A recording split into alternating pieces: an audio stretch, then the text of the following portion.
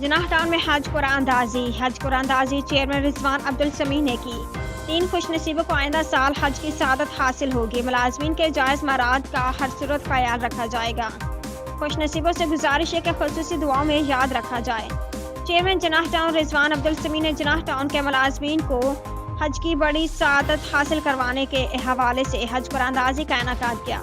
कुरानदाजी में 3 मुलाजमीन के नाम आए, जिसमें महकमा तालीम के शाइस्ता अतीक, कुदसिया शाहीन और B&R के इमरान सदीकी के नाम आए। इस मौके पर चेयरमैन रिजवान अब्दुल समी ने खुश नसीबों को मुबारकबाद देते हुए कहा कि मुलाजमीन के जायज़ मराद के लिए कोशियाँ हैं। उन्होंने ये दुआ की कि अल्लाह ताला खुश नसीबों को हज की सादत नसीब फरमाए और इसकी बरकतें जनाह टाउन में भी नाजिल फरमाए। उन्होंने खुश नसीबों से खसूसी दुआएं भी की गुजारिश की।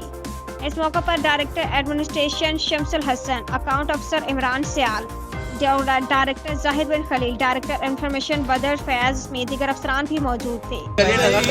इनका नाम आया है हज कुरानदाजी में नंबर 1 और कुदसिया शाहीन साहिबा का मोहम्मद ज़ौजा या बिनते मोहम्मद सलमान, एम्प्लॉई नंबर है 1022 और आया है तीसरा शाइस्ता अतीक, फादर्स नेम या ज़ौजा मोहम्मद अतीक MB0543।